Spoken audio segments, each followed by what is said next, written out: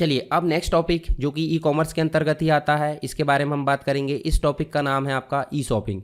ई shopping को electronic shopping या online shopping का नाम भी हम दे सकते हैं। तो चलिए इसके बारे में जानते हैं थोड़ा सा डिटेल में। तो ई शॉपिंग जिसे इलेक्ट्रॉनिक कॉमर्स, ई कॉमर्स के रूप में भी जाना जाता है, खरीद बिक्री एक प्रकार से बोलें, हालांकि इसमें बिक्री नहीं होती परंतु हम खरीदते हैं। तो इसे हम देखिए यहाँ पे इंटरनेट के माध्यम से हम जो प्रोडक्ट होते हैं और सेवाओं की खरीद बिक्री यहाँ देख सकते हैं। कंप्यूटर, टैबलेट, स्मार्टफोन या अन्य कोई स्मार्ट उपकरणों पर संचालित किया जा सकता है इस चीज़ को, किसको, ऑनलाइन शॉपिंग को। इसके अंतर्गत देखें तो बहुत सारी वेबसाइट देख सकते हैं। अमेजन है, अमेजन ऑनलाइन मतलब ऑनलाइन शॉपिंग के लिए एक वेबसाइट है। फ्लिपकार्ट है, शॉपिफाई है, मिंत्रा है, ईबे है, क्विकर है, OLX है। ये सब क्या है, ये सब जो है ई शॉपिंग के लिए यूज़ की जाने वाली क्या है, वेबसाइट है। ठीक है। अब ये क्या होती है, 24 आवर्स मतलब 24 घंटे 7 दिन 365 दिन इस ये जो है हमको ओपन मिल जाती है। कभी भी हमारी जब इच्छा हो तब हम प्रोडक्ट को सर्च कर सकते हैं अपनी मर्जी से, और कभी भी उसको जो है ऐड टू कार्ट कर सकते हैं और उसको परचेस कर सकते हैं। ठीक है। अब वो कोरियर की सर्विस के हिसाब से हमारे पास में कितने दिन में आ रही है वो उस पर डिपेंड करता है। चलिए यहाँ पे बात करते हैं। ई शॉपिंग जो होती है ई कॉमर्स की प्रमुख टेक्नोलॉजी में से एक मानी जाती है। ई शॉपिंग को घर बैठे इंटरनेट के माध्यम से किसी भी कंपनी के प्रोडक्ट को हम खरीदने की सुविधा यहाँ पे उपलब्ध होती है। पहले यदि हम कोई प्रोडक्ट खरीदते थे तो हमें बाज़ार जाना होता था, ये चीज़ आपको पता है। बहुत देर हम चीज़ें सर्च करते मतलब ढूंढते रहते थे, भीड़ है या फिर बहुत सारी प्रॉब्लम हुआ करती थी, समय का काफ़ी जो होते थे बर्बादी होती थी। तो इन चीज़ों के बजाय अगर देखें तो ऑनलाइन हम घर बैठे क्या कर सकते हैं, कोई भी चीज़ों को इंटरनेट और कंप्यूटर के माध्यम से सर्च कर सकते हैं और उसे परचेज़ कर सकते हैं। ये फ़ायदा देखने को मिला किसमें, ई शॉपिंग यानी कि ऑनलाइन शॉपिंग में। इसके लिए यहाँ देखिए अपने कंप्यूटर पर इंटरनेट कनेक्ट होना चाहिए। ठीक है। और कोई भी ब्राउज़र होना चाहिए जिसमें वेबसाइट को हम सर्च कर सकें, और उस कंपनी के प्रोडक्ट को हम खरीदना चाहते हैं उसे हम सर्च करेंगे, और सर्च करने के बाद उसे लिस्ट पर मतलब जो है ऐड टू कार्ट कर सकते हैं या डायरेक्ट उसको जो है हम खरीद सकते हैं। और पेमेंट की अगर बात करें तो क्रेडिट कार्ड से पेमेंट कर सकते हैं, डेबिट कार्ड से, इंटरनेट बैंकिंग के माध्यम से, और अभी नया जो सबसे लेटेस्ट तरीका है उसका नाम है यूपीआई। यूपीआई के माध्यम से हम पेमेंट कर सकते हैं। तो ये भी तरीका देखने को मिल जाता है काफ़ी अच्छा।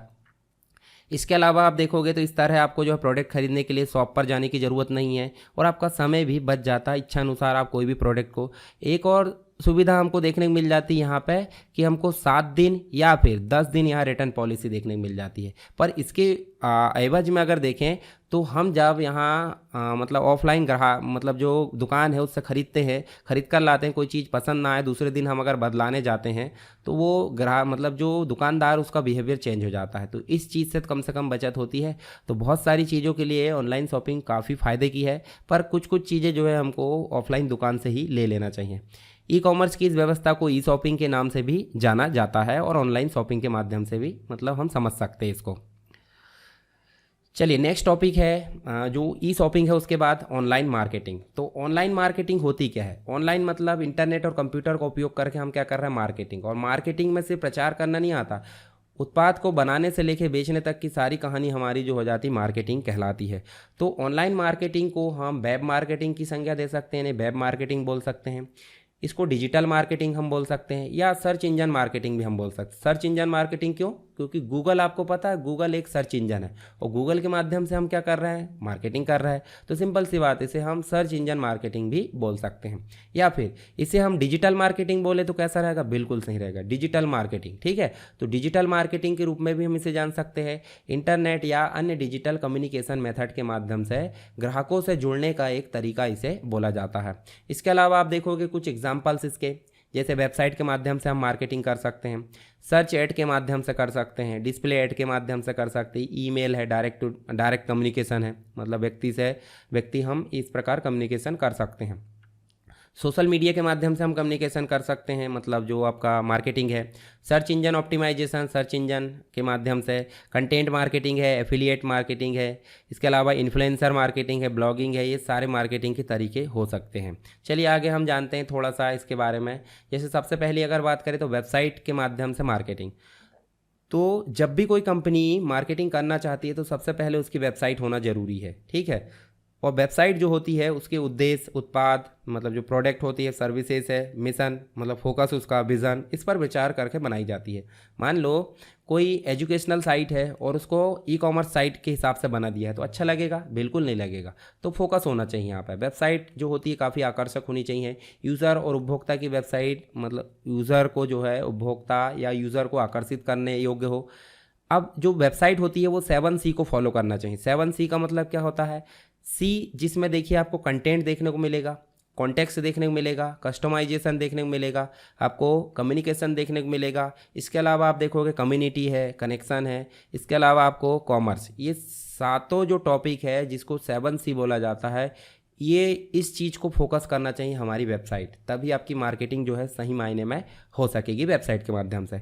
तो 7C जिसमें पहला कंटेंट था।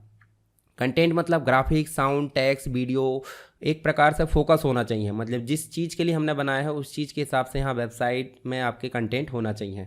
कॉन्टेक्स्ट का मतलब होता है कि वेबसाइट का लेआउट जिस उद्देश्य के लिए बनाया गया उस हिसाब से होना चाहिए, लेआउट और उसका डिज़ाइन।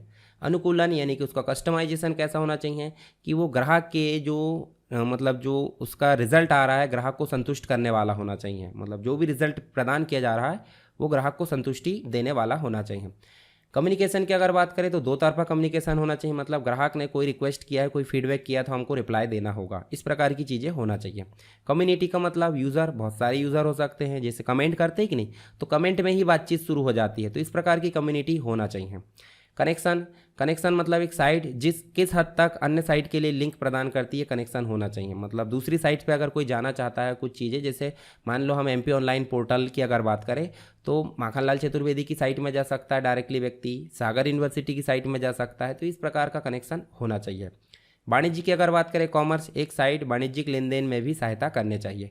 तो ये 7C नहीं होते हैं किसी वेबसाइट में तो वो मार्केटिंग की वेबसाइट नहीं कही जाएगी। मतलब अगर कोई व्यक्ति को मार्केटिंग करना है और वेबसाइट बनाना है तो वो 7C को फॉलो करने योग्य होना चाहिए। आप इस चीज़ को ध्यान में रखिए। उसके बाद सर्च एड जो होता है, पे पर क्लिक सर्च एड का सबसे महत्वपूर्ण तत्व है यह। कोई विजिटर सर्च इंजन पर कोई शब्द खोजता है या सर्च करता है तो जो मार्केटर का विज्ञापन या जो रिजल्ट है वो शीर्ष पर दिखाई देता है। ठीक है, मार्केटर और सर्च इंजन के एल्गोरिदम द्वारा बोली लगाने के आधार पर खोजे गए कीवर्ड जो होते हैं, खोजेगा मतलब सर्च किए गए जो कीवर्ड होते हैं, मतलब जो शब्द होते हैं, उसके संबंध में इसके महत्व की जो पहचान होती है। और जब विजिटर विज्ञापन पर क्लिक करता है तो विज्ञापन जो देता है उसके लिए भुगतान करते हैं। उसके अलावा सर्च इंजन ऑप्टिमाइजेशन मतलब उन गतिविधियों को जोर देता है जो इस संभावना को बेहतर बनाता है। ठीक है, सर्च इंजन ऑप्टिमाइजेशन में आप देख सकते हैं, देखिए वेबसाइट एनालिटिक्स होते हैं, क्लाइंट रिक्वायरमेंट होती है, कीवर्ड रिसर्च होते हैं, कंटेंट राइटिंग होती है, वेबसाइट ऑप्टिमाइजेशन होता है, SEO सबमिशन यानी सर्च इंजन ऑप्टिमाइजेशन सबमिशन होता है, लिंक बिल्डिंग होती है, रिपोर्टिंग, ये सारी चीज़ें देखने को मिल जाती है। डिस्प्ले ऐड की अगर बात करें, डिस्प्ले ऐड जो होते हैं या बैनर ऐड कहे जाते हैं इन्हें, एक छोटे आयताकार बॉक्स में दिखाई देते हैं, आपको वेबसाइट में देखने को मिल जाएंगे, यूट्यूब वीडियो में, अलग अलग प्रकार से ये आपको डिस्प्ले ऐड देखने को मिल जाते हैं। ईमेल, ये डायरेक्ट कम्युनिकेशन के लिए, डायरेक्ट आपको मार्केटिंग के लिए काम आता है। जिस व्यक्ति से आपकी पहचान है उसकी आपने क्या डाले, ईमेल ID डाले और उसको डायरेक्ट ईमेल कर दिए, तो इस प्रकार चीज़ें देखने को मिल जाती है। सोशल मीडिया मार्केटिंग, आज की डेट में बहुत सारे सोशल मीडिया ऐप है, इंस्टाग्राम है, फेसबुक है, ट्विटर है, बहुत सारे आपको देखने मिल जाएंगे। तो इनके माध्यम से क्या किया जा रहा है, मार्केटिंग की जा रही है, तो ये भी आपको देखने को मिल जाता है, जिसमें आपसे जुड़े लोग जो आपके फॉलोवर है या आपसे जुड़े जो भी फ्रेंड लिस्ट में है वो आपकी जो चीज़ें हैं वो देख पाएंगे। ठीक है, तो ये हो जाती है आपकी social media marketing.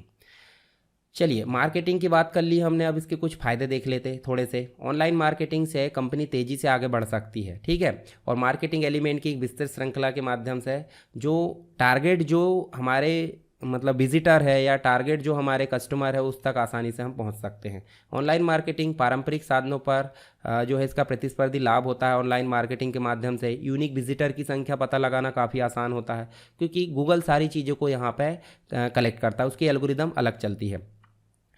Contextual placement online marketing की महत्वपूर्ण विशेषताओं में से एक है, जिसमें मार्केटर उन वेबसाइट पर विज्ञापन खरीद सकते हैं जो स्वयं उत्पादों और सेवाओं के समान है। मतलब उदाहरण के लिए देखें तो आपने इंडिया मार्ट का नाम सुना है। इंडिया मार्ट एक जो है ई कॉमर्स वेबसाइट है वो क्या करती है, किसी और अन्य वेबसाइट जो उससे रिलेटेड है, मतलब इंडिया मार्ट जो सुविधाएं प्रदान कर रही है उससे रिलेटेड सुविधाएं प्रदान करने वाली वेबसाइट से क्या करती है, मतलब एक प्रकार से विज्ञापन करवा देती है। ठीक है। इसके अलावा जो मार्केटर है गूगल पर ग्राहकों द्वारा टाइप किए गए कीवर्ड को मतलब एक प्रकार से सर्च इंजन के माध्यम से फीडबैक ले लेता है उसका, और उसके माध्यम से फिर से विज्ञापन उसको दे सकता है। तो यहाँ पे हमने बात करी किसकी, ऑनलाइन एजुकेशन और ऑनलाइन मार्केटिंग की। ठीक है। आई होप आपको दोनों ही चीज़ें समझ में आ गई होगी। अगर कोई दिक्कत आती है तो आप मुझे कमेंट बॉक्स में बता सकते हैं।